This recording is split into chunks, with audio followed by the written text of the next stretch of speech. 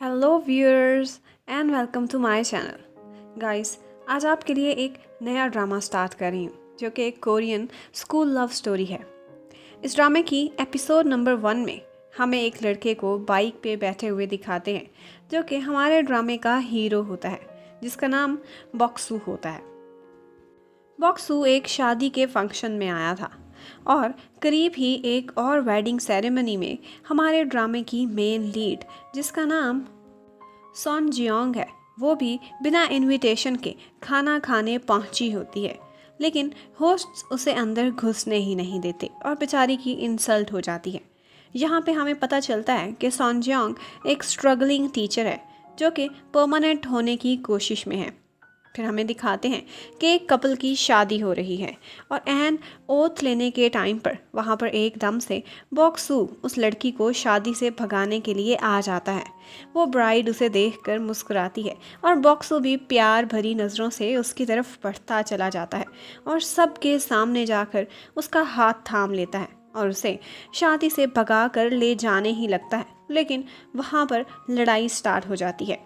तो फिर बॉक्सू का एक फ्रेंड उसको बचाने के लिए आता है और सबके सामने दूल्हे को चिपक जाता है और कहता है कि ये गे है, मेरा बॉयफ्रेंड है। और इसी मौके का फ़ायदा उठाकर बॉक्सू लड़की को भगाने में कामयाब हो जाता है। फिर बाहर आकर उसके पास से सॉन जियोंग गुजरती है तो वो एकदम से ठहर जाता है। वो उसकी शक्ल तो नहीं देख पाया था, लेकिन उसकी झलक से उसे अपने हाई स्कूल की बहुत सी यादें आने लग जाती हैं। फिर ब्राइड के बुलाने पर वो उसके साथ चला जाता है। फिर वो लोग एक वैन में बैठ जाते हैं जहाँ पर हमें पता चलता है कि बॉक्सू एक प्रोफेशनल कॉन्ट्रैक्टर है जो कि लोगों से पैसे लेकर उनका बॉयफ्रेंड प्रिटेंड करता है और उन्हें शादियों से भगाता भी है। फिर उस ब्राइड को एक जगह उतार कर वो लोग अपने पार्टनर को पिक करते हैं। इस काम में बॉक्सू के 2 और पार्टनर्स भी होते हैं। इसी दौरान उनकी कुछ स्टूडेंट्स से टक्कर होने लगती है तो बॉक्सू को उन्हें देखकर अपने स्कूल का ज़माना याद आ जाता है। फिर हमें फ्लैशबैक में 2009 ईयर में ले जाते हैं कि जब बॉक्सू एक हाई स्कूल स्टूडेंट था और वो एक दिन स्कूल से बंक करने की कोशिश में था, लेकिन उसकी किस्मत बहुत ही ख़राब थी। वो फ़ौरन ही पकड़ा जाता है और टीचर उनको इतनी सज़ा देता है कि उन बेचारों की पैंट्स भी फट जाती हैं। इसी दौरान बॉक्सू की एक क्लास फेलो उसे आई लव यू शाउट करती है तो ये सुनकर टीचर उनकी पनिशमेंट को डबल ही कर देता है। फिर हमें दिखाते हैं कि सॉन जियोंग भी बॉक्सू की क्लास में ही पढ़ती है और फिर क्लास में टीचर आकर उनको उनके टेस्ट्स का रिजल्ट बताता है तो सॉन जियोंग ने टॉप किया था और बॉक्सू लास्ट आया था। इतने में उनके टीचर को एक अमेजिंग आइडिया आता है और वो एक स्मार्ट स्टूडेंट का एक डल स्टूडेंट के साथ ग्रुप बना देता है ताकि सारे स्टूडेंट्स एक अच्छा स्कोर कर सकें। और वो ये भी कहता है कि जिस ग्रुप ने सबसे अच्छी प्रोग्रेस दिखाई उनको प्रैक्टिकल में फुल मार्क्स दिए जाएंगे। सॉन जियोंग का मूड तब खराब हो जाता है जब उसे पता चलता है कि उसका ग्रुप क्लास के सबसे नालायक लड़के बॉक्सू के साथ बना है। लेकिन वो दिल पर पत्थर रख कर उसके पास जाती है और टाइम टेबल स्टडी का बनाने के लिए कहती है। लेकिन बॉक्सू को तो पढ़ने का शौक़ ही नहीं था। वो हर दफ़ा कोई ना कोई बहाना बना देता था। वो कभी सोता रहता था तो कभी बास्केटबॉल खेलने चला जाता था, कभी कोई और बहाना लगा देता था। सॉन जियोंग उसके पीछे भाग भाग के थक गई थी, लेकिन वो हाथ ही नहीं आता था। सॉन जियोंग को परफेक्ट मार्क्स लेने थे, इसलिए वो तो डिप्रेशन का ही शिकार हो गई थी। फिर एक दिन वो उसे बहुत मुश्किलों से छत पर लेकर जाती है और बड़े ही रोमांटिक स्टाइल से उसे अपनी तरफ पुल करके उसे दीवार के साथ लगा देती है और फिर उसको एक टीचर की तरह डांटती है और डरा धमका के उसे होमवर्क करने को कहती है। उसके इस भाषण का थोड़ा बहुत बॉक्सू पर असर हो ही जाता है। उधर बॉक्सू जब घर पर पढ़ाई कर रहा होता है तो उसके सारे घर वाले हैरान हो जाते हैं और सोचते हैं कि कहीं इसकी तबीयत तो नहीं ख़राब हो गई। फिर अगले दिन बॉक्सू अपना होमवर्क कंप्लीट करके सॉन जियोंग को दिखाता है तो वो उसकी तरफ एक स्वीट सी स्माइल पास करती है, जिसकी वजह से बॉक्सू को कुछ कुछ होने लगता है। फिर अगले सीन में सन जियोंग बैठकर बॉक्सू का होमवर्क चेक कर रही होती है। तो वो सोचती है कि ऊपर वाले ने बॉक्सू को शक्ल तो बहुत प्यारी दी है लेकिन अकल नहीं दी। फिर सन जियोंग देखती है कि करीब ही कुछ लड़के एक स्टूडेंट को बुली कर रहे होते हैं। इतने में वहाँ पर बॉक्सू भी आ जाता है और वो उन बुली बॉयज़ को मार मार कर उनका भुरकस निकाल देता है। इसी फाइट के दौरान उसका अपना पाँव भी मुड़ जाता है। ये सब कुछ सन जियोंग भी देख लेती है। फिर बॉक्सू अपनी मोच को छुपाकर उन तीनों को भाषण देना स्टार्ट कर देता है और उनको कहता है कि मुझे ये मार धाड़ पसंद नहीं, बिल्कुल इब्राहम लिंकन की तरह। और फिर उनसे पूछता है कि पता है ना कि वो कहाँ का लीडर है। तो आगे से वो भी उससे भी ज़्यादा नालायक थे और कहते हैं कि वो एक ग्रेट इंडियन था। तो वो आगे से बॉक्सू कहता है हाँ बिल्कुल सही, वही मेरा आइडियल है।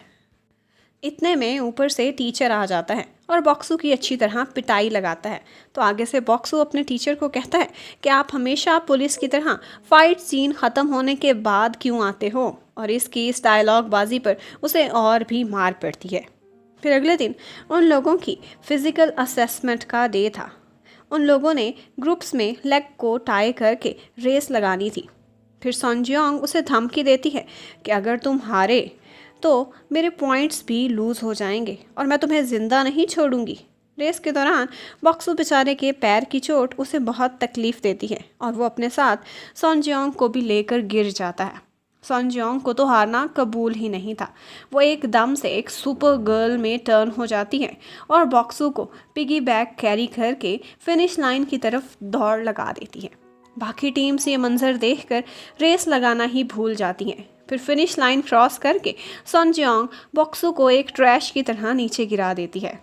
बॉक्सू तो ऐसे ही गिरा पड़ा होता है जैसे वो कोमा में चला गया हो। फिर अगले सीन में बॉक्सू सन जियोंग से कहता है कि क्या तुम पागल हो। तो वो आगे से कहती है कि मैंने तुम्हें फर्स्ट पोजीशन दिलवाई है, मेरा थैंक्स कहो। लेकिन बॉक्सू को तो सिर्फ अपनी इंसल्ट की फिक्र थी कि सारे स्कूल के सामने उसे एक लड़की ने उठाया है। उन दोनों की थोड़ी देर बहस होती रहती है और फिर जाते जाते सन जियोंग उसे कल को पुलिस को मारने की तारीफ़ करती है। तो बॉक्सू के लिए तो जैसे वक्त वहीं के वहीं थम जाता है और फिर वो घंटों वहीं पे बैठा खिड़की से बाहर उसकी तारीफ़ के बारे में सोचकर उसी के बारे में देखता रहता है। फिर कुछ दिनों बाद बॉक्सू सन जियोंग के पास जाता है और उसे डायरेक्ट कह देता है कि क्या तुम मेरे साथ डेट करोगी। आगे से सन जियोंग कहती है कि मैं इडियट्स के साथ डेट नहीं करती। इतने में उसे एक आइडिया आता है और वो बॉक्सू से कहती है कि अगर तुम अच्छे ग्रेड्स लोगे तो मैं इस बारे में सोच सकती हूँ। बॉक्सू तो उसके लिए कुछ भी करने को तैयार था। वो एकदम से खुश हो जाता है। बॉक्सू तो बुक से अब अलग ही नहीं होता था। चाहे घर हो या स्कूल, हर टाइम वो पढ़ता ही रहता था। उसका होमवर्क चेक करते हुए सन जियोंग भी हैरान रह जाती है कि वो इतनी प्रोग्रेस कैसे कर रहा है। फिर वो लोग इकट्ठे पढ़ा भी करते थे, स्टडीज़ में एक दूसरे की हेल्प भी करते थे। फिर एक दिन वो दोनों इकट्ठे खाना खाने गए तो बॉक्सू ये देखकर हैरान रह गया कि सन जियोंग तो इतना ज़्यादा खाना खाती है और डबल डबल सर्विंग मंगवाती है। बॉक्सू की फैमिली भी उन्हें इकट्ठे देखते हैं और सोचते हैं कि लगता है हमारा बॉक्सू बड़ा हो गया है। फिर एक दिन उनका टेस्ट का डे आता है और बॉक्सू का ध्यान तो सिर्फ और सिर्फ सन जियोंग पर था। फिर एग्ज़ाम्स के बाद एक दफ़ा बॉक्सू सन जियोंग से मिलने के लिए जाता है। वो उसे अपने रिजल्ट्स दिखाना चाहता था। तो वो देखता है कि वो थक के सो गई थी। उस टाइम पे वो बहुत ही क्यूट लग रही थी। बॉक्सू वहाँ पर उसे धूप से कवर भी करता है और कितनी देर खड़ा उसे देखता रहता है। इतने में सन जियोंग उठ जाती है और वो दोनों शर्मा जाते हैं। फिर बॉक्सू सन जियोंग को बाइक पर ड्रॉप करने के लिए जाता है। सन जियोंग बाइक पर बैठे बैठे उसे कस के पकड़ लेती है तो बॉक्सू की खुशी देखने वाली होती है। फिर वो दोनों इकट्ठे बातें करते हैं तो सन जियोंग उससे टेस्ट्स का रिज़ल्ट मांगती है। तो बॉक्सू पहले तो एकदम से घबराने की एक्टिंग करता है और फिर उसको सरप्राइज़ देता है कि उसने इस रिज़ल्ट में काफ़ी ज़्यादा प्रोग्रेस की थी। फिर बॉक्सू सन जियोंग से पूछता है कि तुम्हारा लाइफ में क्या ड्रीम है। तो आगे से सन जियोंग कहती है कि मैंने अभी कोई प्लान्स ही नहीं किए। तो बॉक्सू उसे कहता है कि तुम एक अच्छी टीचर बन सकती हो और फिर वो अपना भी बताता है कि मेरा तो एक ही ड्रीम है कि मैं सन सो जियोंग का बॉयफ्रेंड बनना चाहता हूँ। उसके बाद हमें प्रेजेंट का सीन दिखाते हैं कि सन जियोंग एक टीचर बन गई है और उसका एक स्टूडेंट उससे मिलने के लिए आया है। दरअसल उस स्टूडेंट को डर था कि उसे स्कूल से किक आउट कर दिया जाएगा और उसकी दुख भरी कहानी सुन के सन जियोंग को अपनी प्रॉब्लम्स याद आने लगती हैं कि वो भी किसी दिन स्कूल से निकाली जाएगी क्योंकि वो परमानेंट नहीं थी। यहाँ पर हमें पता चलता है कि सन जियोंग के हालात आजकल काफ़ी ख़राब थे। उसने 3 महीने से स्कूल का कैंटीन का बिल भी नहीं दिया था। फिर अगले सीन में दिखाते हैं कि सन जियोंग को एडमिनिस्ट्रेशन ऑफिस की तरफ से कोई ऑफ़र करता है कि ब्राइब के बदले तुम्हें परमानेंट किया जा सकता है। इस बात पर सन जियोंग को गुस्सा आ जाता है और वो पुलिस को रिपोर्ट करने का कहती है, लेकिन आगे से उसे ये सुनने को मिलता है कि तुम्हारे इसी एटीट्यूड की वजह से तुम परमानेंट नहीं हो सकती। एट लास्ट सन जियोंग काफ़ी सोचने के बाद ब्राइब दे ही देती है। फिर अगले दिन वो बहुत खुश स्कूल जाती है क्योंकि उसे लगता था कि अब वो परमानेंट होने वाली है। लेकिन उसकी लाइफ तब अपसाइड डाउन हो जाती है जब स्कूल में अनाउंसमेंट होती है कि जिस आदमी को उसने रिश्वत दी थी वो आदमी स्कूल के कुछ अकाउंट्स में घपले करके भाग गया है। सन जियोंग उसे बार बार फ़ोन करती है लेकिन उस आदमी का नंबर ही बंद जाता है।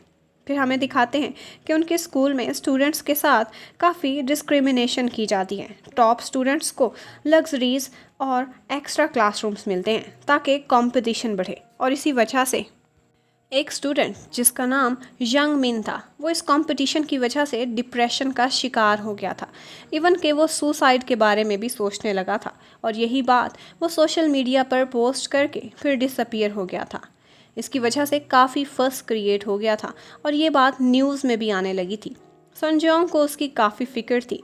वो पर्सनली उसे जगह जगह जाकर तलाश करती हैं। इतने में सो जियोंग को उसका मैसेज आता है कि मैं मरना चाहता हूँ। तो आगे से सो जियोंग उसे रिप्लाई करती है कि मेरी लाइफ भी बहुत टेरिबल है, मैं भी मरना चाहती हूँ, रुको रुको मुझे भी बताओ तुम कहाँ हो, हम इकट्ठे सुसाइड करते हैं। इस तरह से वो स्टूडेंट को बहलाकर उसकी लोकेशन पता कर लेती है और फिर वो उससे मिलने के लिए जाती है। वो एक ब्रिज के सामने खड़ा सुसाइड के लिए तैयार था। दूसरी तरफ दिखाते हैं कि बॉक्सू अपनी ड्यूटी पर लगा हुआ है और उसी ब्रिज के करीब ही एक लड़की को उसके बॉयफ्रेंड के कहने पर उसे ब्रेकअप करने की न्यूज़ देने गया था। दूसरी तरफ सन जियोंग अपने स्टूडेंट को इकट्ठे सुसाइड करने के लिए कहती है और फिर सुसाइड की तकलीफ़ से साथ साथ उसे डराती भी है और ऐसा खौफनाक नक्शा खींचती है कि वो स्टूडेंट मौत से बहुत ज़्यादा डर जाता है और फिर वो ब्रिज के ऊपर खड़ी हो जाती है और कहती है कि बस चलो अब मरते हैं।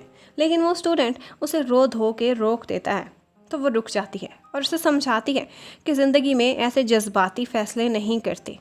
इतने में उसका फ़ोन ब्रिज से नीचे गिरने लगता है तो उसे पकड़ते पकड़ते वो खुद ही ब्रिज से नीचे गिरने लगती है। स्टूडेंट उसे बचाने की बहुत कोशिश करता है और उसको बचाते बचाते वो स्टूडेंट खुद भी साथ ही पानी में गिर जाता है। उसी रिवर के पास ही बॉक्सू खड़ा उस लड़की से थप्पड़ खा रहा होता है जिसके बॉयफ्रेंड ने उसे ब्रेकअप का मैसेज देकर भेजा था। फिर सारे लोग देखते हैं कि वहाँ पर 2 लोग पानी में डूब रहे हैं। वो लड़की बॉक्सू को उन लोगों को बचाने के लिए पैसों की ऑफ़र करती है तो वो जल्दी जल्दी से भागकर पानी में कूद जाता है। यंग मिन को तैरना आता था, वो तो बच जाता है, लेकिन सन जियोंग को पानी में तैरना नहीं आता था और वो बेचारी डूबती चली जाती है। और इतने में ऐन टाइम पर बॉक्सू उसे बचाने के लिए वहाँ पर पहुँच जाता है और इसी तरह से होती है उनकी दोबारा से मुलाकात। और यहीं पर ही ड्रामे की पहली एपिसोड ख़त्म हो जाती है।